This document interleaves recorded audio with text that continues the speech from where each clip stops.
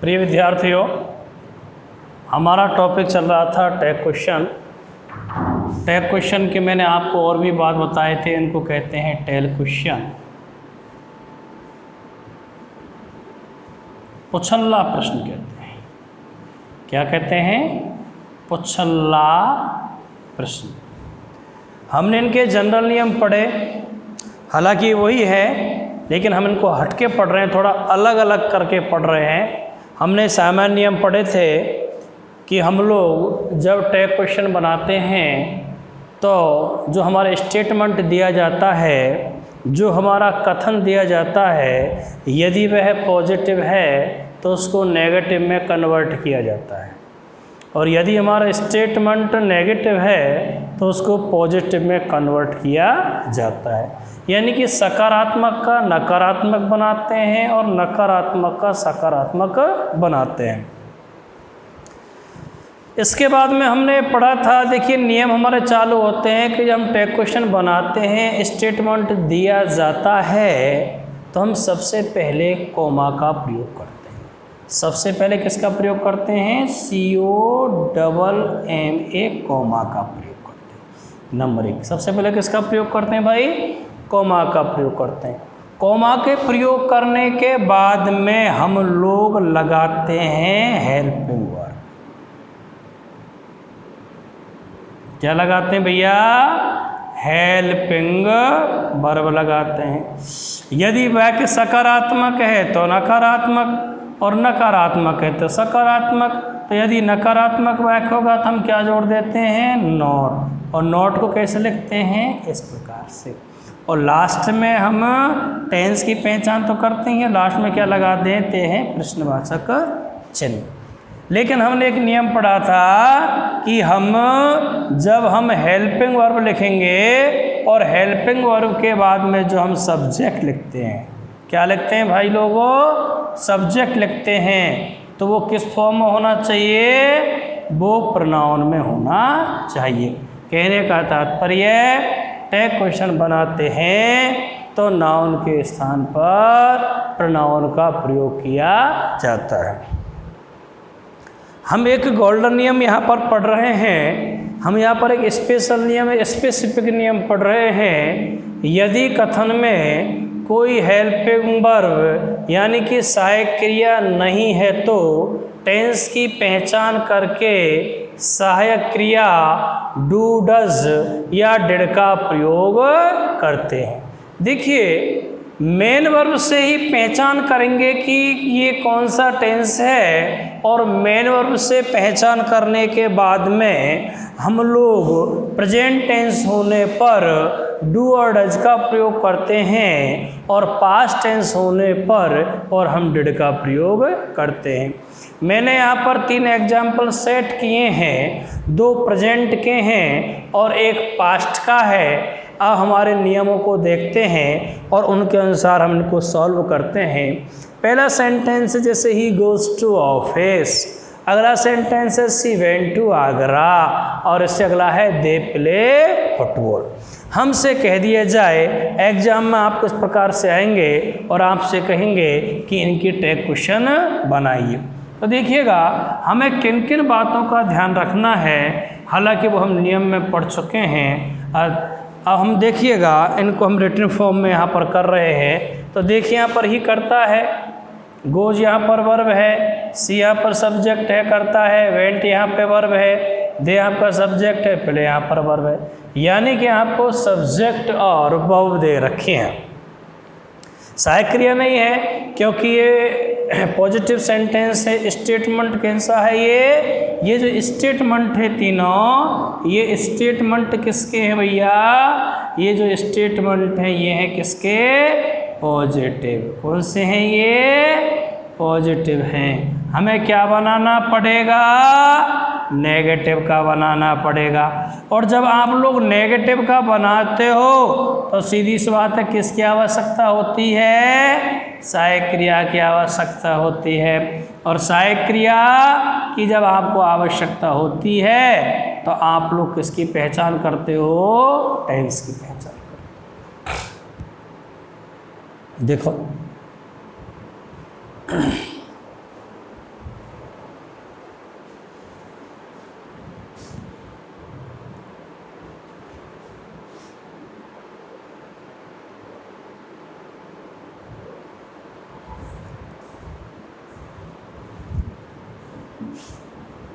तो क्या बात समझ में आई आपके में? क्या बात आई? यदि STATE स्टेटमेंट कौन सा है हमारा? पॉजिटिव है। कौन सा भैया? पॉजिटिव है। तो टैग क्वेश्चन कैसा बनेगा?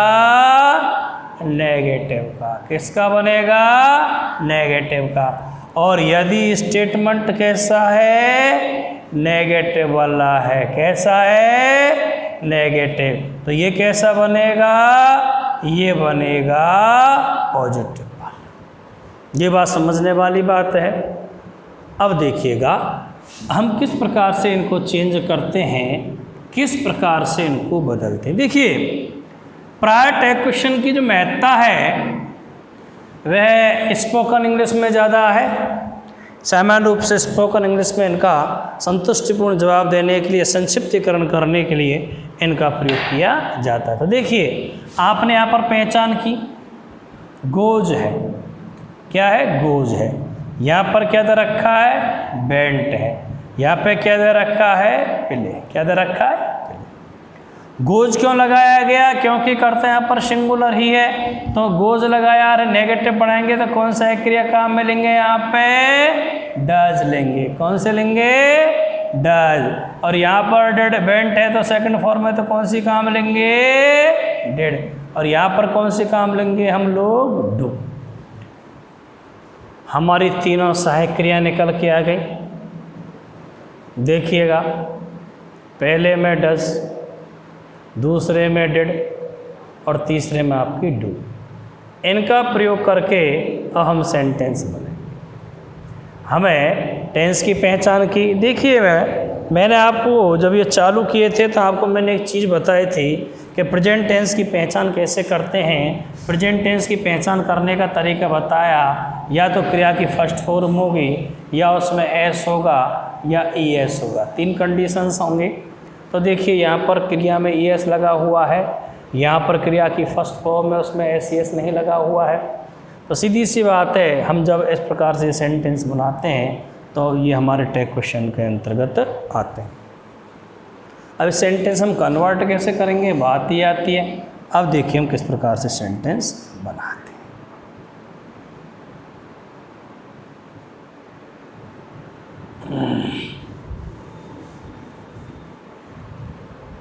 सबसे पहले आप कॉमा लगाओगे, कॉमा लगा दिए। यहाँ पर आपने सहायक क्रिया कौन सी लगाई है? डज लगाई है। तो नेगेटिव क्या हो जाएगा? डजंट। और प्रोनाउन क्या है? पहचान करनी है हमें। देखिए मैंने आपको बताया था कि सबसे पहले किसका प्रयोग किया है? सहायक क्रिया का। ये अक्षर कैसा है? Small letter. किस में लिखा जाएगा? ये छोटे शब्दों में लिखा जाएगा, स्मॉल लेटर। ये सहायक क्रिया हो गई। आपने क्या जोड़ दिया? नॉट। फिर क्या लगा दिया? प्रोनाउन की जो फॉर्म है। और इसके बाद में क्या लगा दिया? आपने प्रश्नवाचक। अगला सेंटेंस देखिए।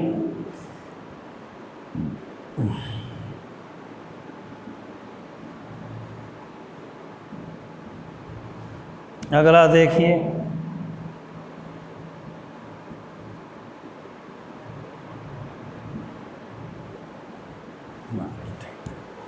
ये हमारा एक जनरल रूल हमने पढ़ लिए। हम गोल्डन स्पेसिफिक रूल पढ़ रहे हैं, उनमें आप लोग इसको नोट करें।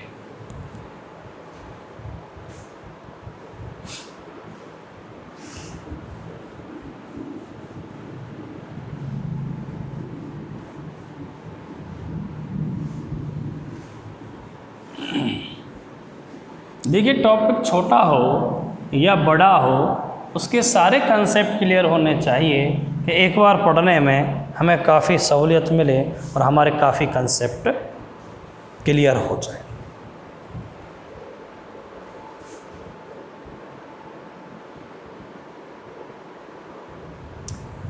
अब हम यहाँ पे एक सारणी पढ़ेंगे और उसमें हम लोग देखेंगे कि किस प्रकार से कर्ताओं को कैसे कैसे चेंज किया जाता है।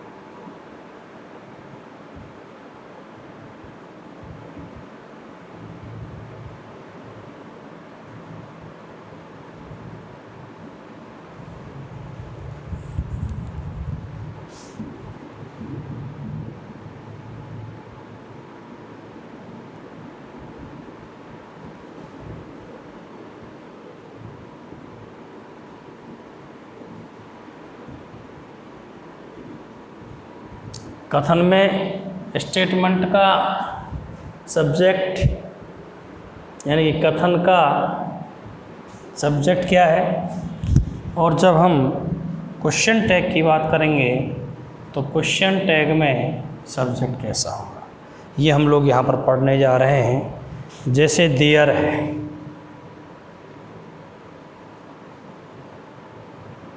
वन है,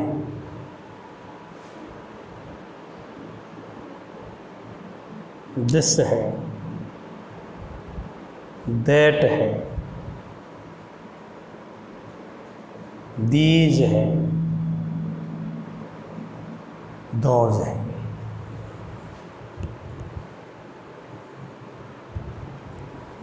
देखिए, देयर के सब्जेक्ट की बात करेंगे तो देयर का देयर ही रहता है, वन की बात करेंगे तो वन का वन ही रहता है, हम दोनों की बात करेंगे दोनों के लिए इट आएगा, इन दोनों की बात करेंगे इन दोनों के लिए दे आएगा। देखिएगा, यदि सब्जेक्ट डमी सब्जेक्ट है देयर, तो हालांकि यदि ये सब्जेक्ट है यानी कि शुरू में है तो अपन इसमें किसका करेंगे, देयर के लिए देयर का प्रयोग करेंगे। यदि वन दे रखा है तो किसका प्रयोग करेंगे, वन का प्रयोग करेंगे। यदि दिस दे रखा है या दैट दे रखा है, दोनों दे रखे हैं तो किसका प्रयोग करेंगे, इट का प्रयोग करेंगे। यदि दीज और दोज दे रखे हैं तो दोनों के लिए किसका प्रयोग करेंगे, दे का प्रयोग करेंगे। अब इसके हम एग्जाम्पल्स करते हैं।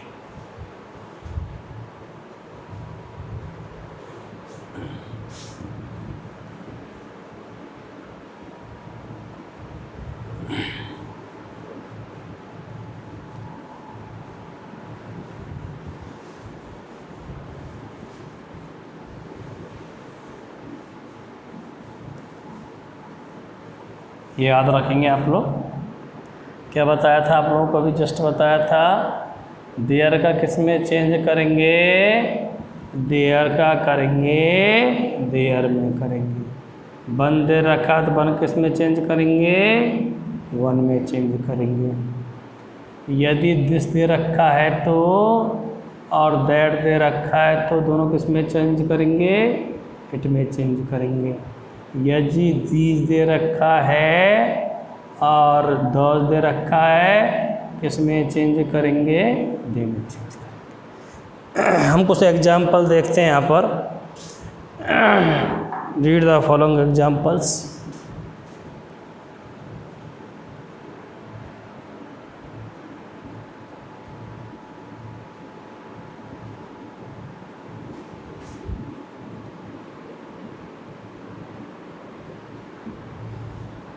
अब यहाँ पर कुछ एग्जाम्पल्स देखते हैं और उसके माध्यम से हम आपको बताते हैं किस प्रकार से इनको करते हैं।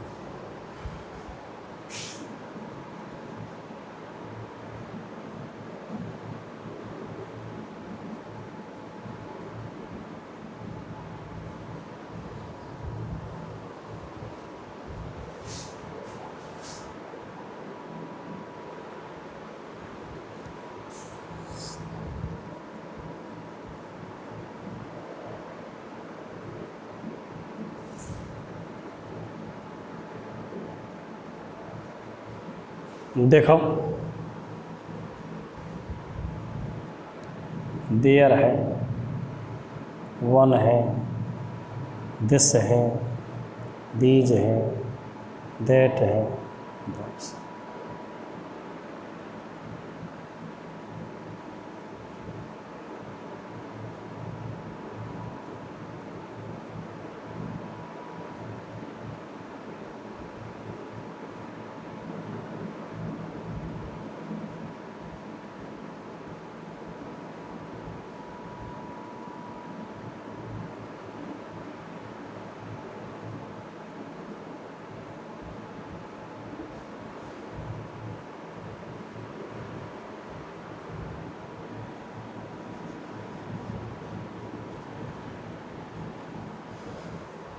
कथन को देखिएगा, पॉजिटिव है या नेगेटिव है।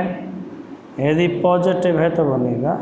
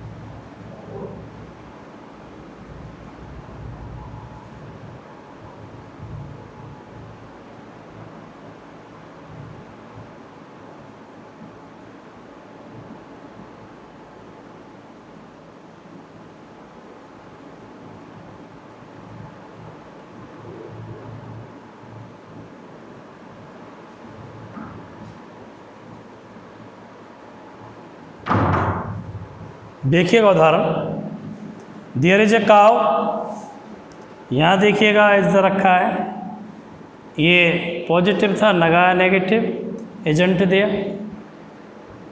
अगला है वन कैन होल्ड इट, यहाँ पर आपका वन सब्जेक्ट है, आपकी कैन सा एक क्रिया है, तो क्या हो जाएगा कांट। हमने आपको बताया था कैन नॉट का संक्षिप्तकरण क्या होता है, कांट। क्या होता है, कांट। इस प्रकार से दिस इज हिज पेन, हमने क्या कर दिया, एजेंट इट। दिस का क्या कर देते हैं, दिस का कर देते हैं इट, दैट का कर देते हैं इट, इनका कर देते हैं दोनों का दे।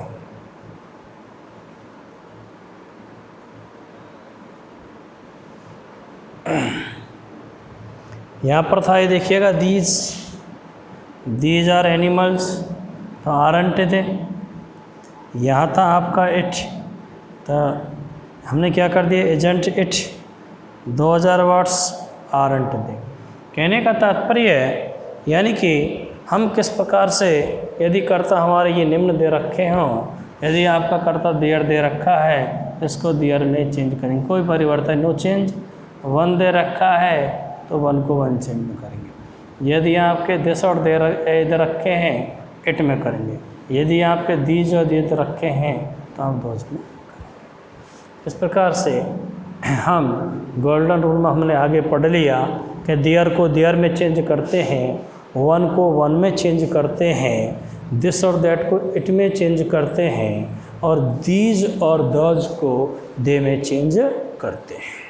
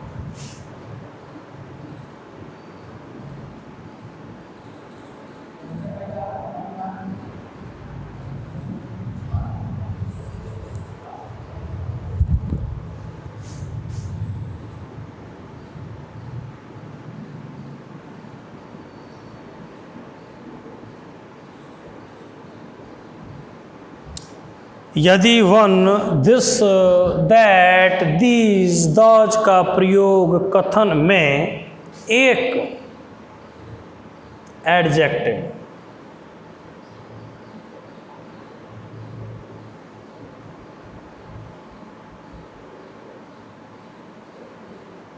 एक एडजेक्टिव विशेषण की तरह हुआ हो,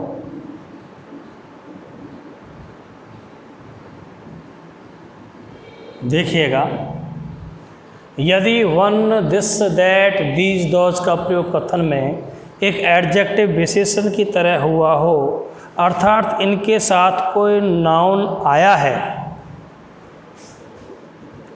अर्थात इनके साथ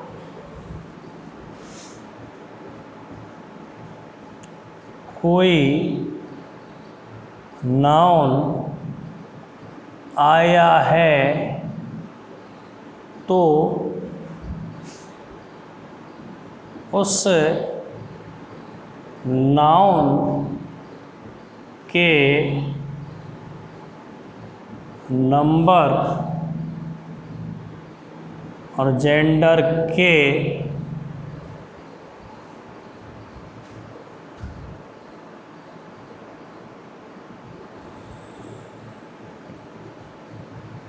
अनुसार टैग क्वेश्चन में प्रोनाउन का प्रयोग करते हैं। यदि one, this, that, these, those का प्रयोग कथन में एक एडजेक्टिव विशेषण की तरह हुआ है, अर्थात इनके साथ कोई नाउन आया है, तो उस नाउन के नंबर और जेंडर के अनुसार टैग क्वेश्चन में प्रोनाउन का प्रयोग किया जाता है। हम जैसे एक उदाहरण देखते हैं यहाँ पे, one man can pull it, one man can pull it. देखो वन दिया है, मैन दिया है, तो मैन हो गया नाउन और ये क्या हो गया, एडजेक्टिव हो गया, यानी कि हम के इसके अनुसार ही कर्ता लगाएंगे। तो यहाँ पर क्या कर देंगे,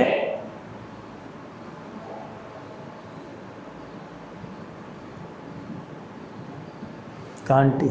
देखिएगा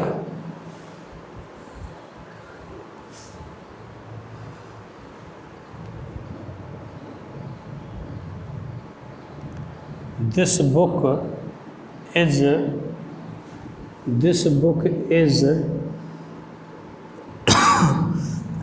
वेरी यूजफुल। यहाँ पर बुक नाउन है, ये एडजेक्टिव है, हमें इससे कोई मतलब नहीं रखना है। तो यहाँ पर क्या हो जाएगा, एजेंट इट। कहने का तात्पर्य है यदि स्टेटमेंट में यदि वो पॉजिटिव है तो उसका नेगेटिव बनाया जाता है, यानी इन का प्रयोग किसकी भांति हो, एडजेक्टिव की भांति हो। यदि एडजेक्टिव की भांति और इनके बाद में जो नाउन दे रखा है उसके अनुसार ही हम सब्जेक्ट का प्रयोग करेंगे। हालांकि ये सब्जेक्ट हैं, यदि ये और कहीं यदि नाउन से पहले इनका प्रयोग कर देते हैं तो ये एडजेक्टिव हो जाते हैं। इनके अनुसार कर्ता ने लगा करके और नाउन के अनुसार हम कर्ता लगाते हैं। उसमें हम जो लिखते हैं कि किस नंबर का है और ये किस जेंडर का।